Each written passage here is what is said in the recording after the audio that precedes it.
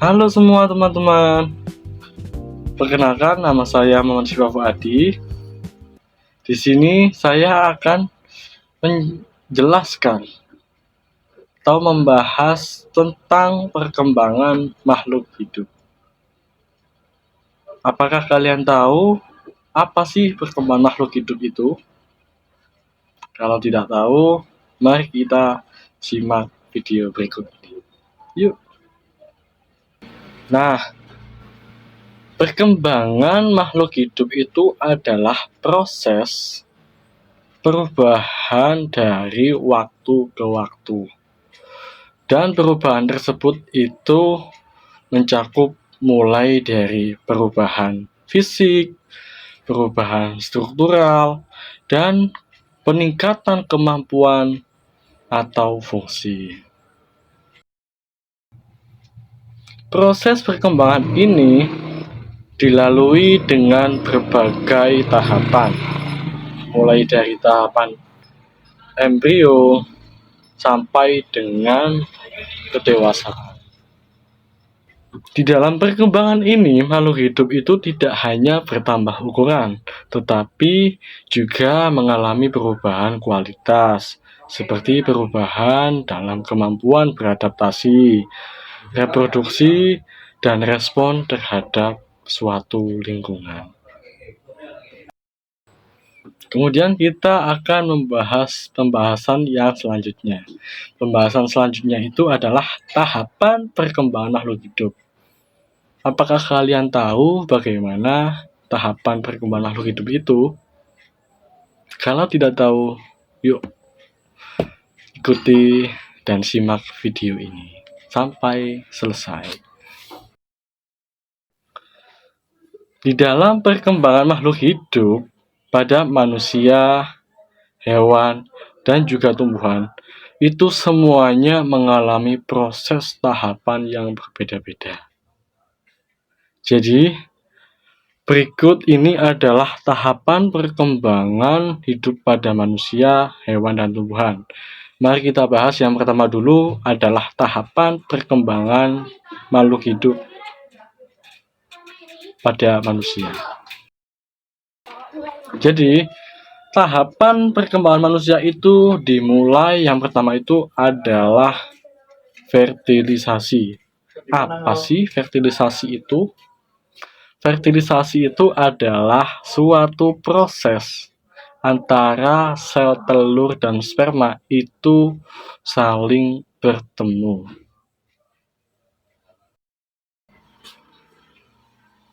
Dan di tahap fertilisasi itu dimulai dari sel telur dan sperma bergabung membentuk zigot.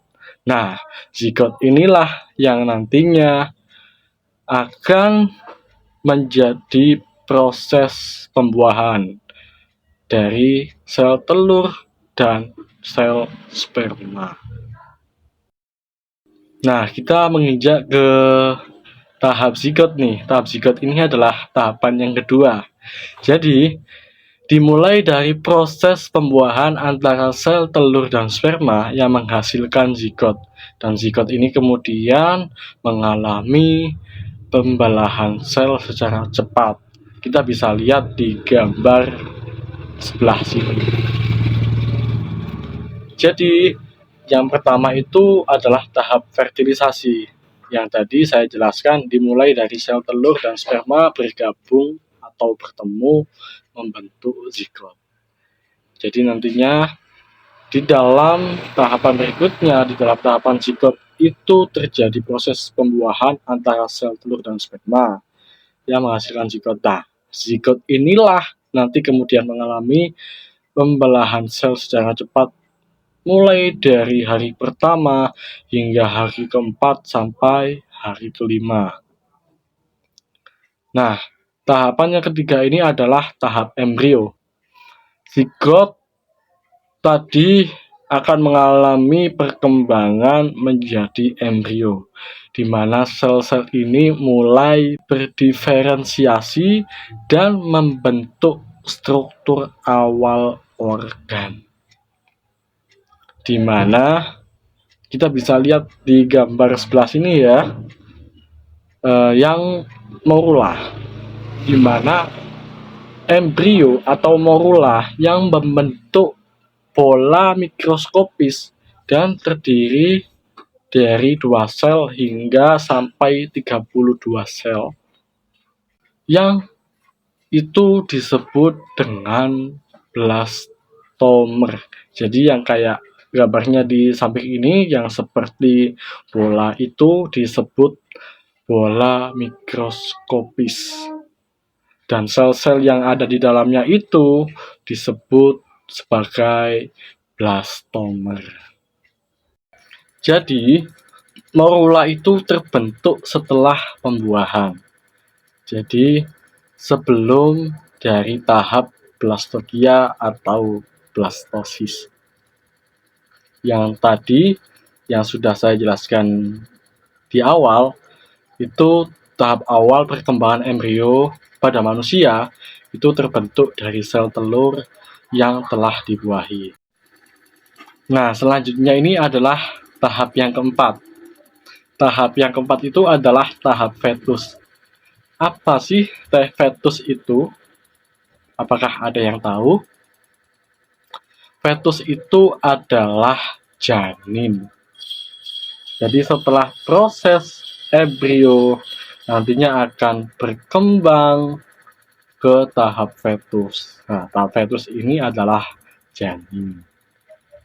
Nah, nantinya akan mengalami pertumbuhan yang lebih kompleks dan pembentukan organ yang lebih lengkap.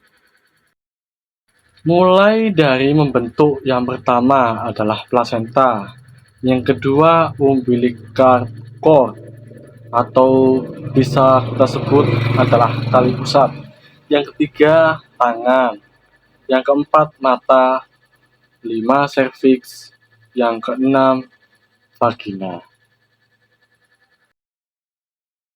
Nah, teman-teman, kita bahas yang pertama dulu, yaitu plasenta. Apa sih plasenta itu? Plasenta itu adalah organ yang mendukung tumbuh kembang janin di dalam kandungan. Jadi, fungsi plasenta itu adalah menunjang pertumbuhan dan perkembangan pada janin. Kita semua bisa melihat contoh gambarnya ada di sebelah sini. Yang kedua adalah umbilical cord atau kita sebut sebagai tali pusat. Umbilical cord atau tali pusat itu adalah saluran yang menghubungkan janin dengan plasenta selama kehamilan. Ya, yang fungsinya untuk membawa oksigen dan nutrisi dari plasenta untuk janin.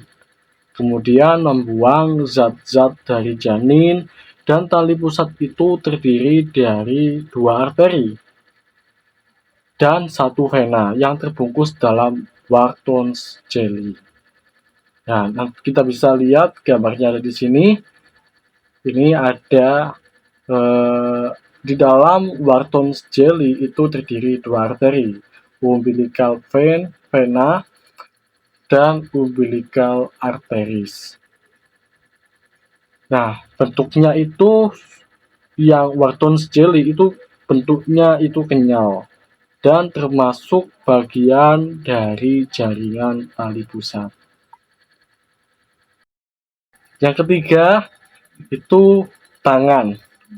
Nah, pada perkembangan ini itu kemudian terbentuklah sebuah tangan pada janin yang sedang mengalami masa perkembangan, pertumbuhan serta perubahan fisik secara berkala. Kemudian yang keempat itu mata. Nah, janin ini nantinya akan mengalami pertumbuhan dan perkembangan dengan perubahan pada terbentuknya mata pada janin. Jadi prosesnya itu juga berkala, seperti tumbuhnya tangan tadi.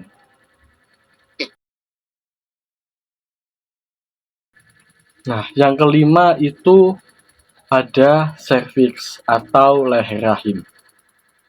Itu adalah bagian yang berbentuk tabung dan menghubungkan rahim dengan vagina, yang fungsinya untuk membantu proses menstruasi, membantu pembuahan sel telur, membantu untuk melindungi rahim dari bakteri dan benda asing, serta memproduksi lendir yang membantu menyalurkan sperma saat berhubungan seksual.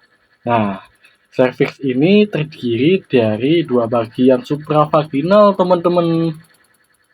Bagian supravaginal itu adalah bagian uterus pada serviks yang bisa kita lihat di gambar sebelah sini. Nah, itu dipisahkan di depan dari kandung kemih oleh jaringan fibrosa yang disebut parametrium. Ya, fungsinya itu untuk menjaga rahim tetap tertutup selama proses kehamilan. Kemudian yang keenam itu vagina. Vagina adalah saluran yang berbentuk tabung berotot yang menghubungkan leher rahim atau tadi kita sebut serviks dengan bagian luar tubuh. Vagina itu juga memiliki bagian penting dari sistem reproduksi wanita yang memiliki beberapa fungsi, yaitu yang pertama, sebagai janin keluar darah menstruasi. Yang kedua, sebagai jalan lahir bayi saat persalinan. Yang ketiga, sebagai jalan masuknya sel sperma ke rahim untuk pembuahan. Yang keempat, sebagai tempat masuknya alat kelamin pria atau kita sebut sebagai penis saat berhubungan seksual. Nah, itu tadi adalah pertumbuhan kompleks dan pembentukan organ yang lebih lengkap dari tahap fetus. Nah, yang kelima itu adalah tahap kelahiran. Jadi, setelah masa kehamilan selesai, nantinya bayi akan lahir dan memulai perkembangan dari luar rahim. Nah, yang keenam itu pertumbuhan dan kematangan. Proses ini mencakup masa kanak-kanak, remaja, hingga dewasa, dan di mana manusia itu mencapai kematangan fisik dan reproduksi. Nah, kita bisa lihat nih gambarnya di sini. Jadi di gambar tersebut itu adalah gambar dari proses masa kanak-kanak, remaja, dewasa, hingga tua. Kemudian yang ketujuh adalah tahap penuaan dan kematian. Setelah dewasa, manusia itu mengalami penuaan. Jadi, nantinya di dalam proses penuaan tersebut, itu fungsi dari organnya itu akan mengalami penurunan juga. Hingga akhirnya nanti akan mencapai proses kematian. Begitu teman-teman. Jadi itu adalah tahapan perkembangan makhluk hidup pada manusia. Kemudian yang selanjutnya itu adalah tahapan perkembangan makhluk hidup pada hewan. Nah, di dalam perkembangan makhluk hidup pada hewan itu juga hampir sama dengan tahapan yang prosesnya tadi saya jelaskan pada perkembangan makhluk hidup pada manusia. Nah, Di dalam perkembangan makhluk hidup pada hewan, ini yang pertama itu adalah tahap zigot, yang kedua tahap embrio, yang ketiga tahap larva, yang keempat tahap dewasa, dan yang kelima adalah tahap penuaan dan kematian. Jadi sebenarnya hampir sama prosesnya. Nah, kita bahas yang tahap zigot dulu ya teman-teman. Yang pertama adalah tahap zigot. Tahap zigot ini akan dialami pada hewan ovipar. Ovipar itu bertelur dan vivipar melahirkan. Perkembangan ini dimulai dari zigot hasil fertilisasi. Jadi hewan itu juga mengalami proses tahapan fertilisasi juga teman-teman. Yang kedua itu adalah tahap embrio. Jadi setelah tahap zigot ini akan berkembang menjadi embrio yang nantinya akan mengalami diferensiasi sel dan pembentukan organ. Kita bisa lihat nih, saya mengambil contoh dari tahapan perkembangan pada hewan ovipar, hewan yang bertelur. Nah, kemudian tahap yang ketiga itu adalah tahap larva. Jadi tahap larva itu pada hewan tertentu saja, seperti kupu-kupu yang contohnya ada di gambar ini. Nah, jadi saya mengambil contoh perkembangan makhluk hidup hewan pada kupu-kupu. Beberapa hewan seperti amfibi dan serangga memiliki tahap larva sebelum menjadi dewasa. Nah, larva ini kemudian mengalami metamorfosis untuk menjadi bentuk dewasa. Seperti yang saya berikan gambar pada di sebelah saya sini. Kemudian tahap dewasa, yang keempat adalah tahap dewasa. Setelah metamorfosis atau pertumbuhan, hewan itu mencapai tahap dewasa, di mana mereka mampu untuk bereproduksi. Jadi hewan itu juga ada tahap dewasanya yang nantinya akan melakukan atau mampu bereproduksi, berkembang biak.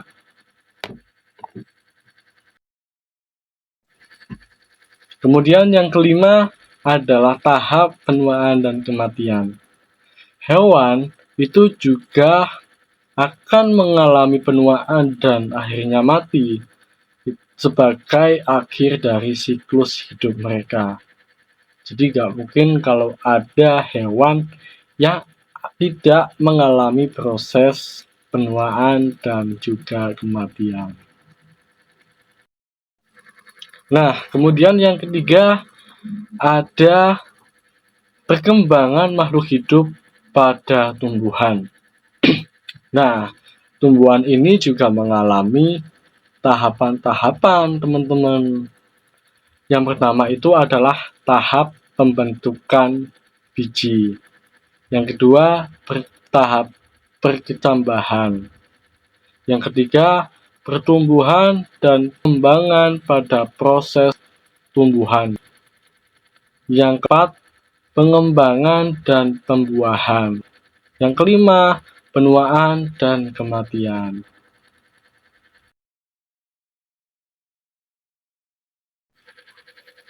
Kita bahas tahapan yang pertama dulu. Tahapan pertamanya adalah pembentukan biji. Nah, tumbuhan itu mengalami proses tahapan pembentukan biji, teman-teman. Dimulai dari biji yang terbentuk setelah proses pembuahan pada tumbuhan berbunga. Yang kedua, perkecambahan. Jadi, setelah tahap pembentukan biji, itu adalah proses tahapan perkecambahan. Jadi biji berkecambah dan mulai tumbuh dengan kondisi lingkungan yang sesuai. Jadi tumbuhan itu bisa mulai tumbuh ketika kondisi lingkungannya itu sesuai. Nah, yang ketiga ada pertumbuhan dan perkembangbiakan pada proses tumbuhan. Nah, proses ini itu dibedakan menjadi dua, yaitu yang pertama pertumbuhan vegetatif, yang kedua pertumbuhan generatif. Nah, pertumbuhan vegetatif itu setelah berkecambah, tumbuhan akan mengalami pertumbuhan akar, batang, dan daun yang membentuk struktur utama. Kalau pertumbuhan generatif, di saat perkembangannya akan mengalami perubahan pada bentuk kuncup bunga, buah, dan juga bijinya. Nah, di dalam pertumbuhan vegetatif itu dibedakan menjadi dua, teman-teman.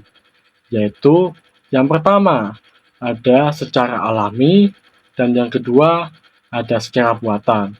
Kalau secara alami ia akan tumbuh tanpa adanya campur tangan manusia. Kalau secara buatan itu masih ada campur tangan manusia. Contohnya itu dengan cara yang pertama itu cangkok, yang kedua okulasi, dan yang ketiga itu adalah steak. Nah, tahap yang keempat itu adalah tahap pembungaan dan pembuahan. Nah, tumbuhan itu mencapai tahap reproduktif, teman-teman, yaitu dengan menghasilkan bunga dan juga menghasilkan buah. Dan bunga itu berfungsi sebagai alat reproduksi untuk menghasilkan biji baru.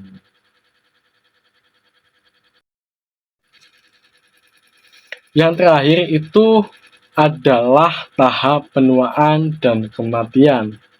Nah, tumbuhan juga sama seperti tahapan perkembangan pada manusia dan juga hewan. Tumbuhan itu juga mengalami proses tahapan penuaan dan kematian, teman-teman. Jadi tumbuhan itu kemudian mengalami penuaan dan akhirnya juga akan mati. Adalah faktor perkembangan makhluk hidup. Faktor perkembangan makhluk hidup itu mencakup beberapa aspek yang mengaruhi pertumbuhan dan perkembangan pada manusia, hewan, dan tumbuhan.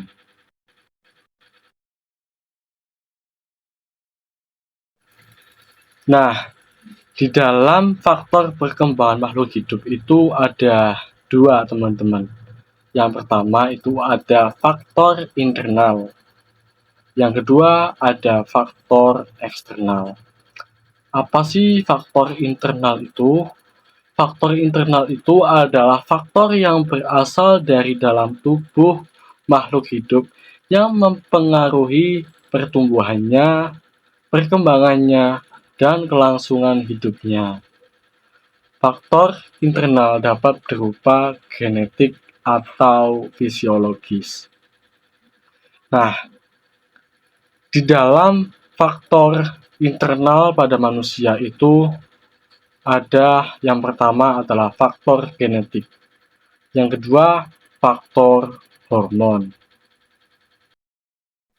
Nah, faktor genetik itu berperan besar dalam menentukan karakteristik fisik, intelektual, dan juga emosional yang diwariskan dari orang tua.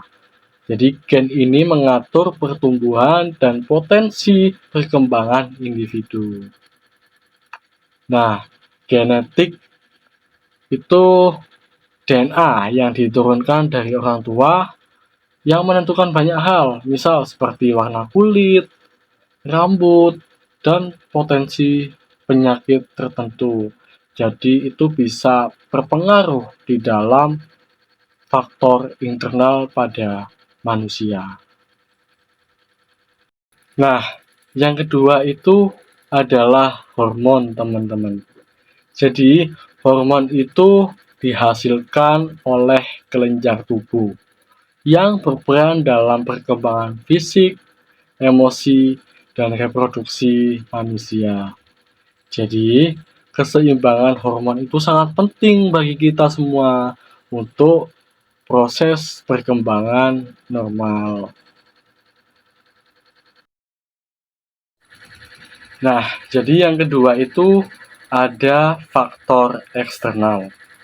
Faktor eksternal itu mencakup 3 faktor. Yang pertama itu adalah faktor lingkungan, yang kedua nutrisi, dan yang ketiga faktor interaksi sosial dan pengaruh psikososial.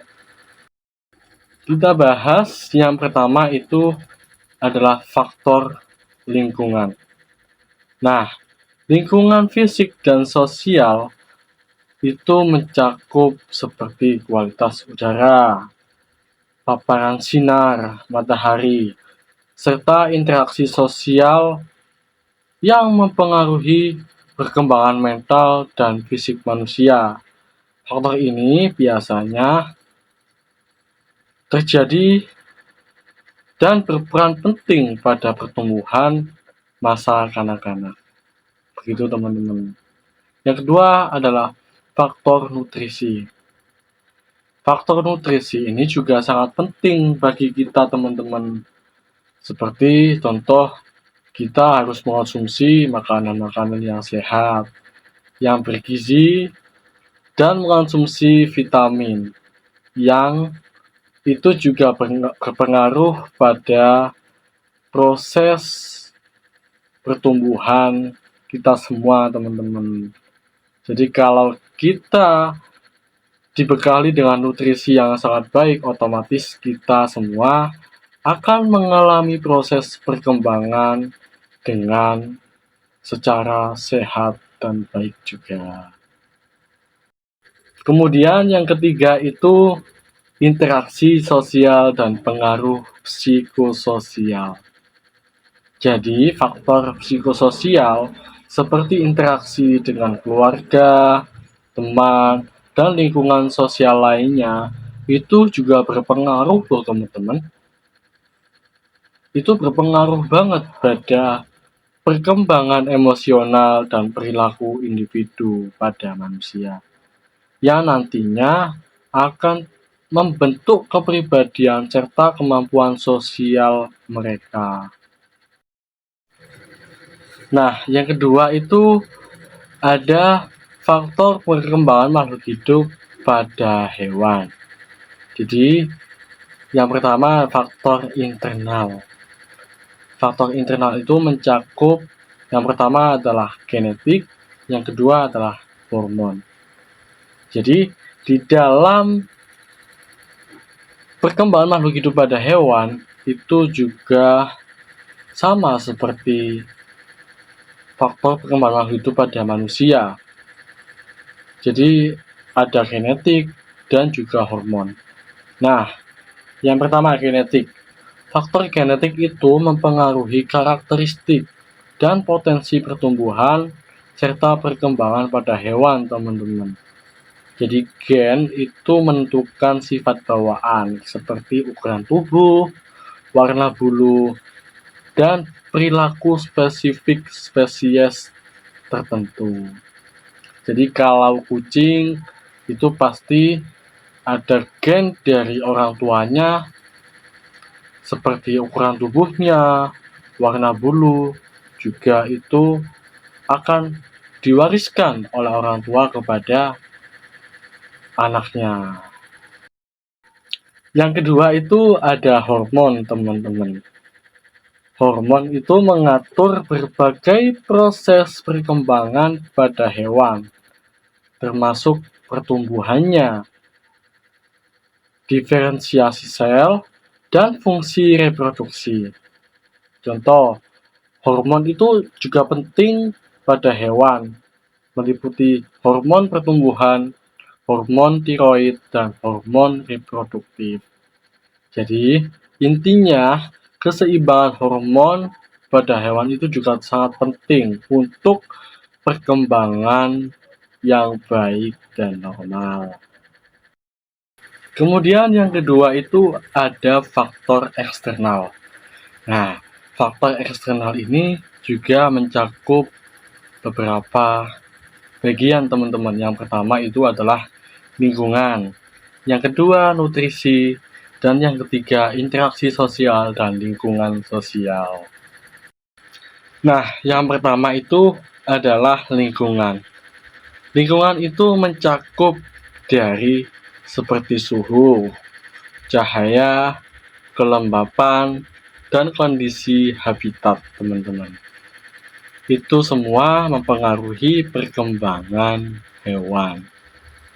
Jadi, lingkungan yang optimal memungkinkan hewan untuk tumbuh dan berkembang dengan baik.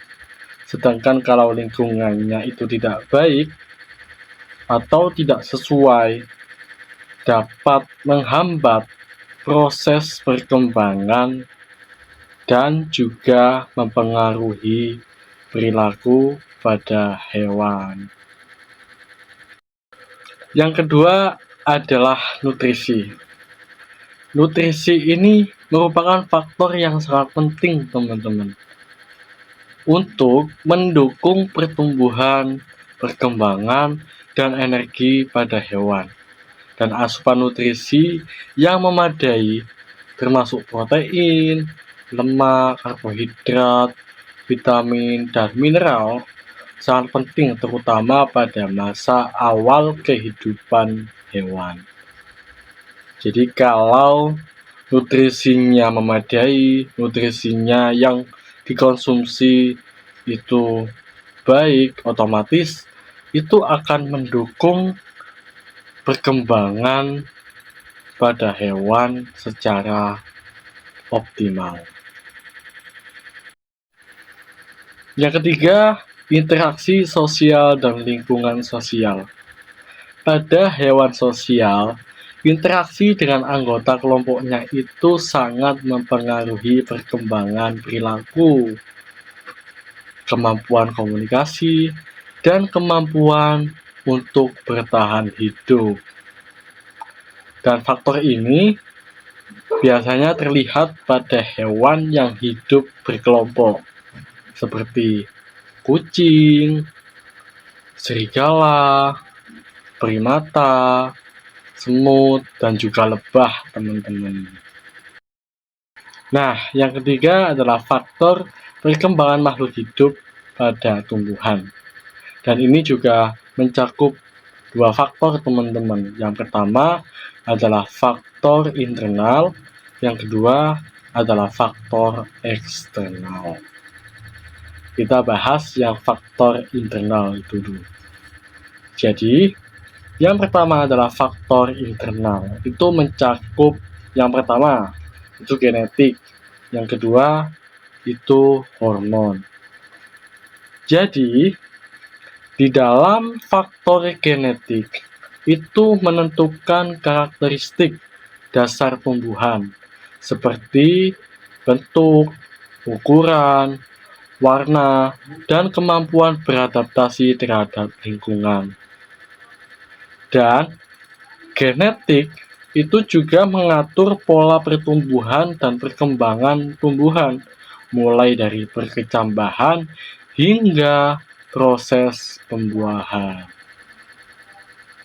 Oke. Kedua, faktor hormon. Hormon tumbuhan seperti auksin, giberelin, sitokinin, etilen, dan asam absisat mengatur berbagai proses perkembangan seperti pemanjangan batang, pembentukan bunga, dan juga pematangan buah, teman-teman. Faktor eksternal yang pertama lingkungan, kedua nutrisi, yang ketiga kondisi fisik dan dukungan struktur. Di lingkungan, suhu, dan kelembapan membagi pembantu tumbuhan teman-teman. Contohnya, cahaya ini diberikan dalam proses fotosintesis, sedangkan suhu itu mempengaruhi aktivitas enzim dan pertumbuhan. Kedua, nutrisi. Tumbuhan itu juga memerlukan unsur hara dari tanah seperti nitrogen, fosfor, dan kalium yang fungsinya untuk menunjang pertumbuhan yang sehat, teman-teman. Jadi nutrisi sangat bagi tumbuh juga loh.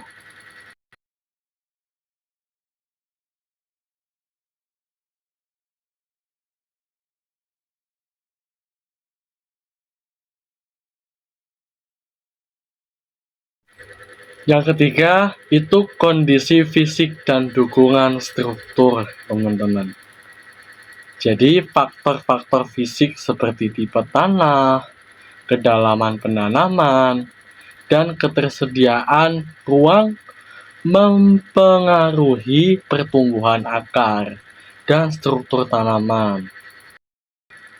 Akar yang mendapatkan ruang dan nutrisi yang cukup cenderung mendukung tumbuhan pada tumbuhan yang sehat dan kuat.